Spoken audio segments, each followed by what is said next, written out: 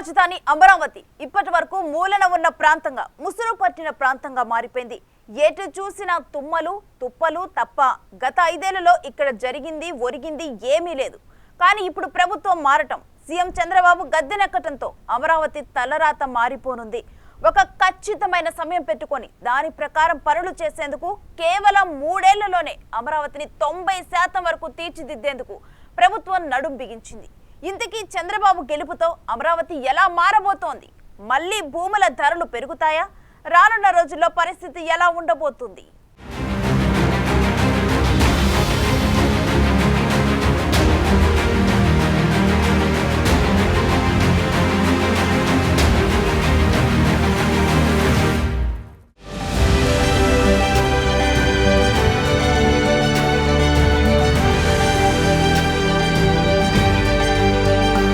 అదిగదిగో అమరావతి.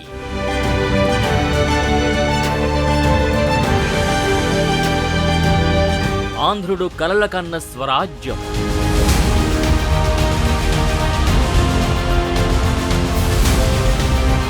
ఐదున్నర కోట్ల ప్రజల ఆకాంక్ష.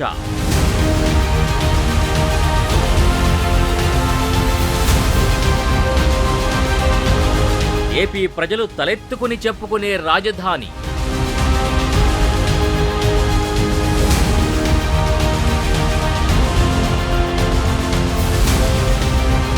చంద్రబాబు రాకతో కళకళలాడుతోన్న రాజధాని.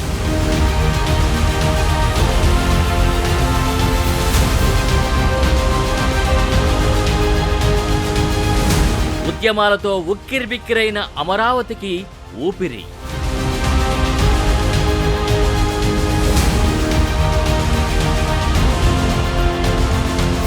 నిన్నటిదాకా అక్కడ వేలే, ఇప్పుడు లక్షలు, రేపు కోట్లకు పడగలెత్తబోతోంది. నిన్నటి వరకు అక్కడ పాడుబడ్డ భవనాలే, కానీ నేడు అవే ఆంధ్రులు కలల కన్న స్వరాజ్యం కాబోతోంది. అదిగదిగో 5.5 కోట్ల ప్రజల రాజధాని అమరావతి. ప్రపంచ స్థాయిలో ఉన్న రాజధానుల్ని తలదన్నేలా అమరావతి రాజధాని నిర్మాణాన్ని చేపట్టాలని 2015లో చంద్రబాబు తలపించారు. ఇప్పుడు మళ్లీ ఆ ఆశలు ఊపిరిపోసుకున్నాయి. మన రాజధాని అమరావతి, అమరావతి రాజధాని.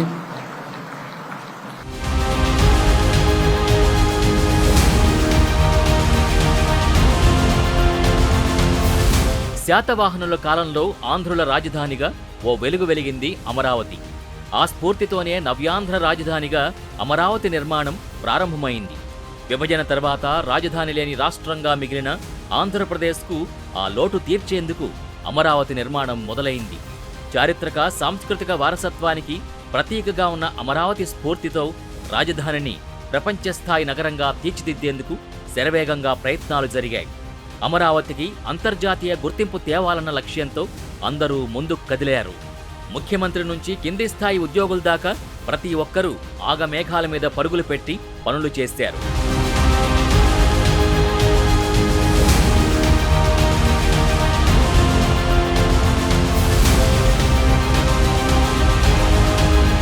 కలల సౌధం నిర్మాణం కొంతమేర సాగాక పరిస్థితులు ప్రతికూలంగా పరిణమించాయి.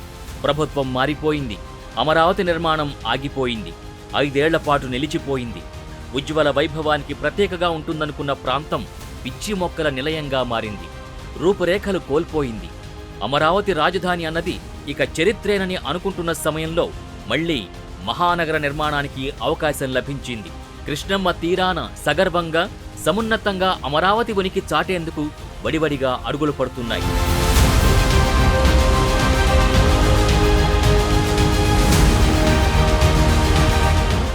ఏ ఒక్కటి కూడా ఇంతవరకు నిరూపించినటువంటి దాఖలాలు లేవు. కాలయాపన చేస్తూ అమరావతి రాజధానిని సర్వనాశనం చేస్తానికి, రాష్ట్ర అభివృద్ధిని సర్వనాశనం చేస్తానికి కంకణం కట్టుకొని జగన్మోహన్ రెడ్డి రాష్ట్ర ప్రజలు రాష్ట్రం ఆర్థికంగా బాగుంటే మనం చెప్పు చేతలో ఉంటారని ఒక చెడు నిర్ణయంతో చేసినటువంటి తప్పుడు నిర్ణయాలు రాష్ట్ర వ్యాప్తంగా ఒక అమరావతి విషయంలోనే కదండి, ఆంధ్ర రాష్ట్రంలో అభివృద్ధి సంబంధించినటువంటి ప్రతి ఒక్క అంశం కూడా మరి ప్రపంచంలో ఉన్న వాళ్ళు కానీ మన ఆంధ్ర రాష్ట్రంలో చుట్టుపక్కల ఉన్న రైతులందరూ మరి ప్రజలందరూ కూడా అమరావతి గురించి ఎక్కువ ఆలోచిస్తున్నారు. కానీ అమరావతి కంటే కూడా చాలా ప్రాజెక్టులని ఆయన వెనక్కి పంపించేసి మాకు అభివృద్ధి వద్దు, మాకు అభివృద్ధి జరిగితే మా రాష్ట్ర ప్రజలు మాకు మా చెప్పు చేతలో ఉండని ఒక సంకల్పాన్ని పెట్టుకొని ఆయన ఒక రాక్షస పాలన కొనసాగించి ఆంధ్ర రాష్ట్ర ప్రజలందరూ కూడా భయభ్రాంతులకు గురి చేసినటువంటి వ్యక్తి జగన్మోహన్ రెడ్డి.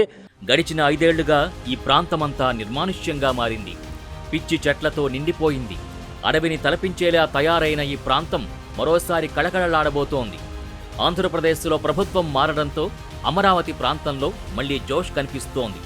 5 ఏళ్ల పాటు స్తబ్దుగా ఉండిపోయిన భూముల ధరకు ఇప్పుడు మళ్లీ రెక్కలొస్తున్నాయి. అమరావతి మాత్రమే రాష్ట్రానికి రాజధానిగా ఉంటుందంటూ చంద్రబాబు నాయుడు చేసిన ప్రకటనతో అమరావతి పునర్వైభవం దిశగా మళ్లీ అడుగులు పడ్డం మొదలైంది. దీంతో అమరావతిలో మొన్నటి వరకు 10,000 నుంచి 12,000 ఉన్న గజం భూమి ఇప్పుడు ఏకంగా 35 నుంచి 40,000 పలుకుతుండటంతో రైతుల ఆనందానికి అవధులు లేకుండా పోయాయి.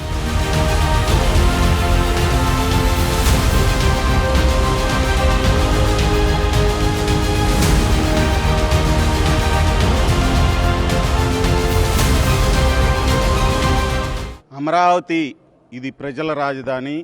అదేవిధంగా ఆంధ్రప్రదేశ్ యొక్క భావితరాల భవిష్యత్తుకి సంబంధించినటువంటి రాజధాని. ఈ అమరావతి రాజధాని సెల్ఫ్ ఫైనాన్స్ సిటీ.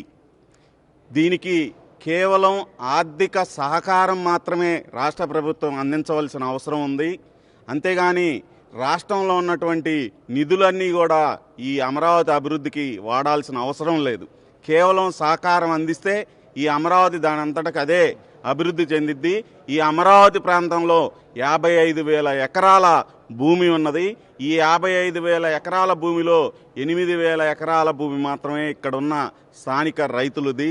మిగతా 45,000 ఎకరాల భూమి ఈ రాష్ట్రంలో ఉన్న ప్రతి ఒక్క ప్రజలది, ప్రతి ఒక్కరిది, ఈ రాష్ట్ర ప్రభుత్వం యొక్క ఆస్తి. ఎన్టీఆర్ జిల్లా, పల్నాడు, గుంటూరు, బాపట్ల, కృష్ణా, ఏలూరు జిల్లాల పరిధిలో సిఆర్డీఏ విస్తరించింది. దాదాపు 8,352.69 చదరపు కిలోమీటర్ల మేర విస్తరించిన అమరావతి రాజధాని ప్రాంతం మరొకసారి కళకళ్లాడబోతోంది. రాజధాని నిర్మాణం, మిగతా అంశాలన్నీ పూర్తి చేయడానికి కార్యాచరణ రూపొందిస్తున్నారు. చంద్రబాబు వస్తే అమరావతికి పూర్వవైభవం వస్తుందన్న కలని నిజం చేస్తూ ఆయన ప్రమాణ స్వీకారం అనంతరం మళ్లీ అమరావతిపై స్పెషల్ ఫోకస్ పెట్టారు. అందుకు అనుగుణంగా మళ్లీ శరవేగంగా పనులు మొదలుపెట్టి ర్యాపిడ్ స్పీడ్తో దూసుకెడుతున్నారు.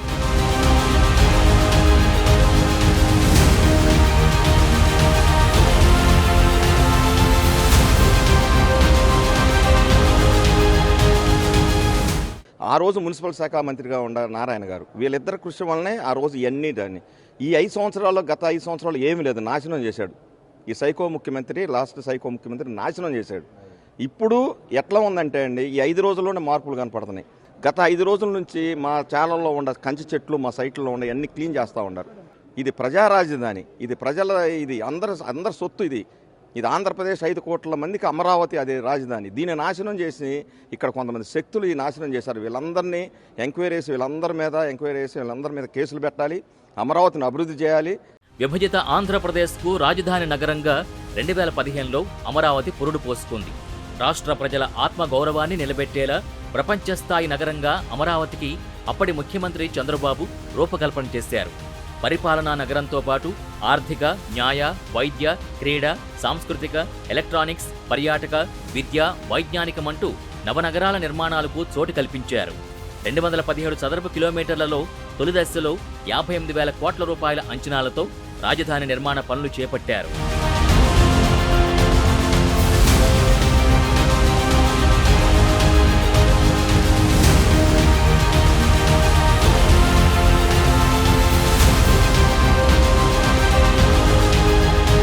అప్పట్లో అమరావతి నిర్మాణం సమయంలో వైఎస్ఆర్సీపీ నాయకులు కేసులు పెట్టినా వాటిని అధిగమించి పనులు శరవేగంగా ముందుకు తీసుకెళ్లారు. కేవలం 6 నెలల్లోనే 6 లక్షల చదరపు కిలోమీటర్ల ప్రదేశంలో సచివాలయం, అసెంబ్లీ భవనాలు అందుబాటులోకి తెచ్చి అక్కడి నుంచే పరిపాలన ప్రారంభించారు. మరోవైపు అనతి కాలంలోనే నిధులు సమకూర్చుకుంటూ అమరావతి ఒక బ్రాండ్ ఇమేజ్ని సొంతం చేసుకుంది. అయితే 2019లో వైఎస్ఆర్సీపీ ప్రభుత్వం రాగానే అప్పటి వరకు పడిన కష్టమంతా బూడిదలో పోసిన పన్నీరులా మారింది. 3 రాజధానుల నిర్ణయంతో అమరావతిలోని పనులు ఎక్కడివక్కడే నిలిచిపోయాయి. అమరావతినే రాజధానిగా ఉంచాలంటూ రైతులు 5 ఏళ్లుగా పట్టు వదలని విక్రమార్కుల్లా పోరాడుతూ వచ్చారు. ఎన్నికల్లో కూటమి గెలుపుతో రాజధాని రైతుల్లో మళ్లీ ఆశలు చిగురించాయి. అభివృద్ధి పనులు చంద్రబాబు నాయుడు గారు ప్రమాణ స్వీకారం చేయకముందే మొదలుపెట్టారు అధికారులు. అది ఆయన నాయకుడి యొక్క సంకల్పం. ఆ సంకల్పానికి అనుగుణంగానే అధికారులు కూడా పనిచేయడానికి సమాయత్తమయ్యారు. అసలు చేసే ఉద్దేశం నాయకుడికి ఉంటే, ఆ సంకల్పం ఉంటే పనులు డబ్బుతో పని లేదు. డబ్బు ఎక్కడి నుంచి చేస్తాడో ఏం చేస్తాడో ఆయనకు తెలుసు, అన్ని చంద్రబాబు గారికి తెలుసు. ఆ చంద్రబాబు గారు తలుచుకున్నాడు ఈ అమరావతి కడతాడని చెప్పి మా అందరికీ 5 కోట్ల ఆంధ్రులకు కూడా నమ్మకం ఉంది. అందుకు అనుగుణంగానే ఈ ఓట్లేసి 124 సీట్లు గెలిపించారు. కాబట్టి రాజకీయ నాయకుడికి సంకల్పం ఉంటే, పరిపాలన చేసే నాయకుడికి ఏ పనైనా చేయగలుగుతాడు. అమరావతి కూడా దిగ్విజయంగా చేయగలుగుతాడు. అమరావతి రూపకర్త చంద్రబాబు సారథ్యంలోనే అమరావతికి పూర్వవైభవం సంతరించుకుంటుందని రాజధాని రైతులు విశ్వాసంతో ఉన్నారు. దానికి అనుగుణంగానే ప్రభుత్వ యంత్రాంగం కూడా అడుగులు వేస్తోంది. 3 రోజులుగా జంగిల్ క్లియరెన్స్ పనులు జరుగుతున్నాయి. రాజధానిలోని రహదారుల వెంట పెరిగిన కంప చెట్లని జేసీబీలతో తొలగించారు. రాజధాని సీడ్ యాక్సిస్ రహదారిపై ఉన్న 2000 లైట్లు, సెంట్రల్ లైటింగ్ సిస్టమ్ని యుద్ధ ప్రాతిపదికన పునరుద్ధరించారు. దీంతో రాత్రివేళ సీడ్ యాక్సిస్ రహదారిపై విద్యుత్ దీపాలు మిరుమిట్లు గొలుపుతున్నాయి.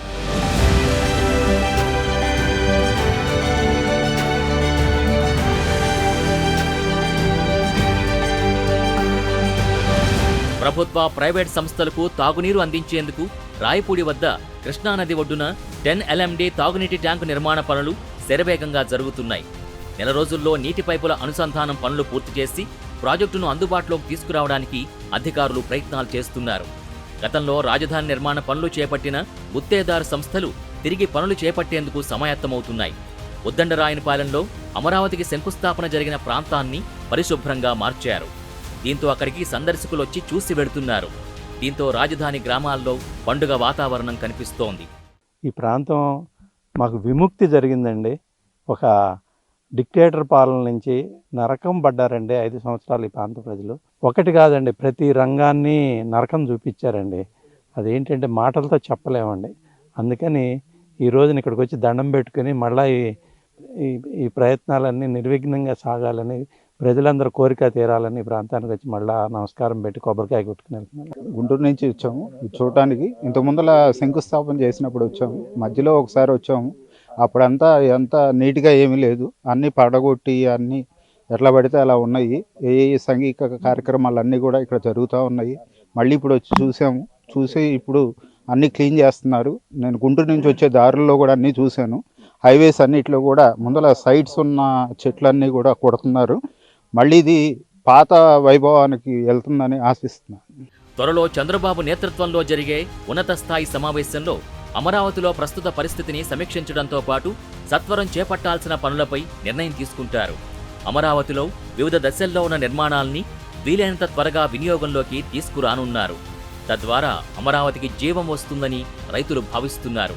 పనులు పట్టాలెక్కితే అమరావతి ఎక్స్ప్రెస్ వేగంతో దూసుకెడుతుందనే విశ్వాసం వ్యక్తం చేస్తున్నారు. తాము పడిన ఇబ్బందులకి చంద్రబాబు రూపంలో పరిష్కారం దొరికిందని రాజధాని రైతులు ఆనందం వ్యక్తం చేస్తున్నారు.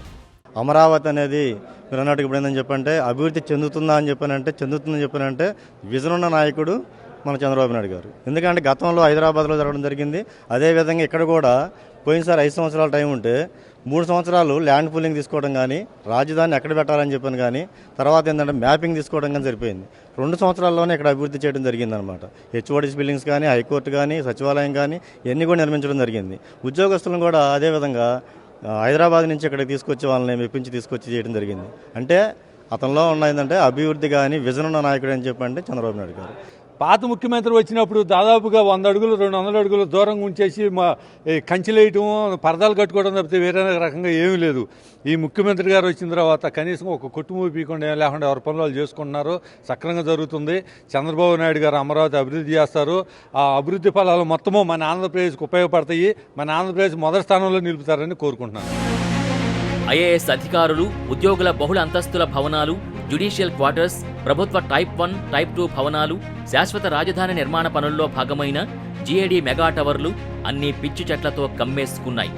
ఇక ఎక్స్పీరియన్స్ సెంటర్ తాళాలు తెరిచి బూజు దులుపుతున్నారు. ఈ సెంటర్ నలువైపులా విస్తరించి ఉన్న పొదల్ని తొలగిస్తున్నారు. రాజధానిలో విద్యుత్ తీగల్ని, భూగర్భంలో ఏర్పాటు చేసిన నిర్మాణాలు ఎక్కడ ఉన్నాయో తెలియనంతగా పిచ్చి చెట్లు విస్తరించాయి.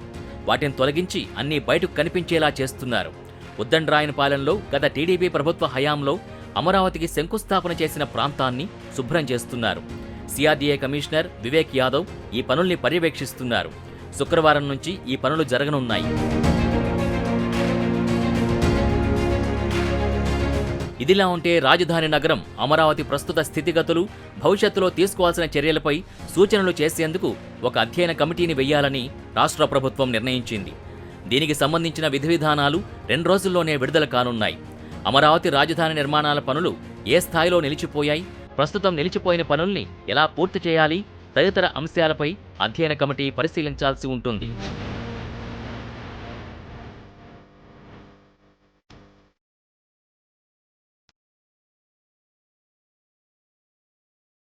ఈ కమిటీలో సిఆర్డీఏ, ఆర్థిక శాఖ, ప్లానింగ్ విభాగం అధికారులతో పాటు నిర్మాణ రంగానికి చెందిన నిపుణుల్ని నియమించనున్నారు.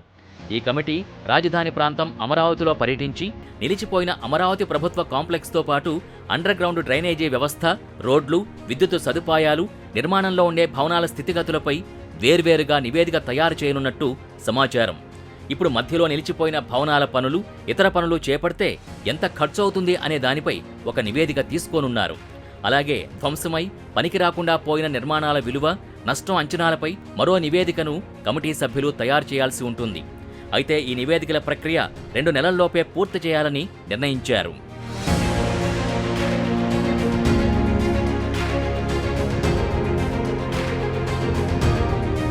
ఏపీ రాజధాని అమరావతిని గ్రీన్ అండ్ బ్లూ సిటీగా తీర్చిదిద్దేందుకు ప్రభుత్వం కృషి చేస్తోంది.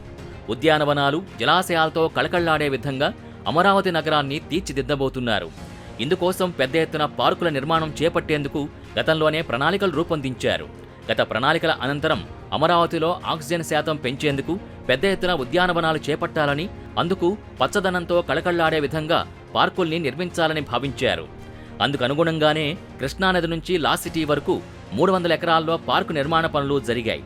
పార్కు చుట్టూరా 4.4 కిలోమీటర్ల మేర చెట్లు, పార్కు మధ్యలో దాదాపు 50 ఎకరాల్లో భారీ జలాశయం, అందులోనే బోటింగ్, ఎత్తైన ఫౌంటైన్, లేజర్ షో ఏర్పాటు చేయాలని భావించారు. ఇక స్టార్ హోటళ్లు, పట్టాలు లేకుండా అయస్కాంతంతో నడిచే రైలు, wellness centre, snow world, water స్పోర్ట్స్కి కార్యాచరణ సిద్ధం చేశారు కూడా. ఇవన్నీ ఇప్పుడు మళ్లీ ప్రారంభించే అవకాశం ఉంది. గత టీడీపీ ప్రభుత్వంలో అమరావతి రాజధాని ఏర్పాటు చేసిన సమయంలో 48,000 కోట్ల వ్యయంతో మౌలిక సదుపాయాలు కల్పించేందుకు ప్రణాళిక రూపొందించారు.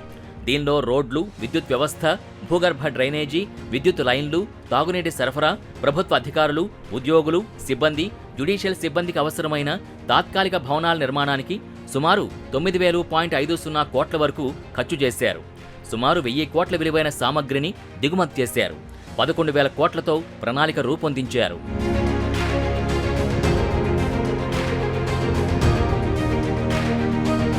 2019లో జరిగిన అసెంబ్లీ ఎన్నికల్లో టీడీపీ ఓటమి చెంది వైసీపీ అధికారంలోకి రావడంతో ఆ పనులన్నీ మధ్యలోనే నిలిచిపోయాయి. ఈ 5 ఏళ్లలో రాజధాని నిర్మాణం కోసం తెచ్చిన సామగ్రిని కొంత కాంట్రాక్టర్లు తరలించుకుపోగా మరికొంత దొంగిలించారు. ప్రస్తుతం మళ్లీ టీడీపీ అధికారంలోకి రావడంతో అమరావతి రాజధానిగా ఉంటుందని చంద్రబాబు ప్రకటించడంతో అమరావతిలో పనులు ప్రారంభించారు. అమరావతి పరిధిలోని మాస్టర్ ప్లాన్లో పేర్కొన్న విధంగా ఈస్ట్ 6, 7, 8, 14, నార్త్ 4, 9, 14, 17 నెంబర్ ఆర్టీరియల్ రోడ్లని 50 మీటర్ల మేర వెడల్పుగా చేయనున్నారు. ఇవి రాజధాని పరిధిలో తూర్పు నుంచి పడమరకు వెళ్లే రోడ్లు. ఉత్తర దక్షిణ దిశల్లో ఉండే రోడ్లు 27 ఉన్నాయి. ఇవన్నీ కూడా 200 అడుగుల వెడల్పుతో వేయనున్నారు. వీటికి ఆనుకుని ఉన్న ముళ్ల పొదల్ని తొలగించేందుకు సిఆర్డీఏ 67.87 లక్షలతో 8 టెండర్స్ని పిలిచింది. టెండర్ల ప్రక్రియ ముగిసిన తర్వాత పనులు ప్రారంభం కానున్నాయి.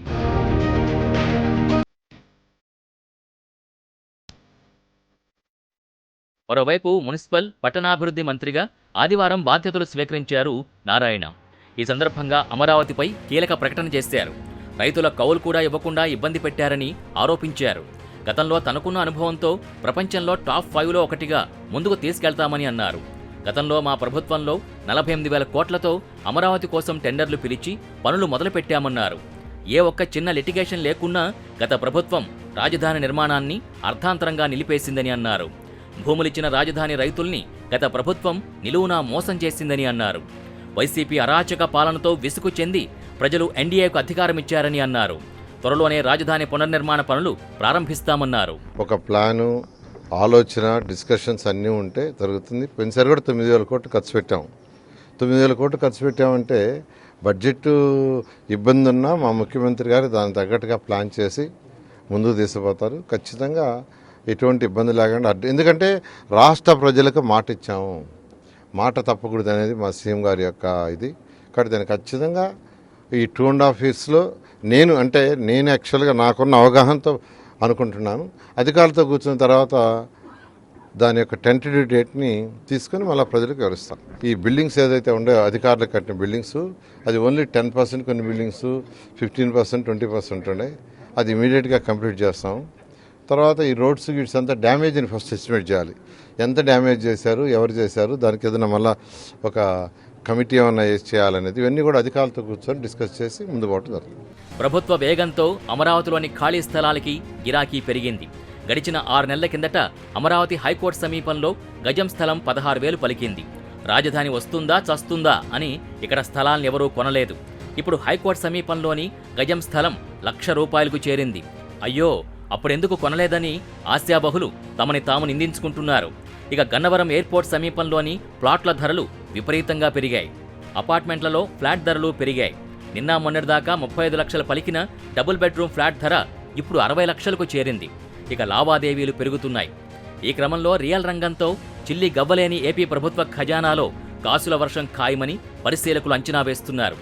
ఏది ఏమైనా నవ్యాంధ్ర రాజధాని కావాలని కలలు కన్న ఆంధ్రప్రదేశ్ పౌరుడి కలలు మరికొన్ని రోజుల్లో సాకారం అవ్వడంలో ఎలాంటి సందేహం లేదు.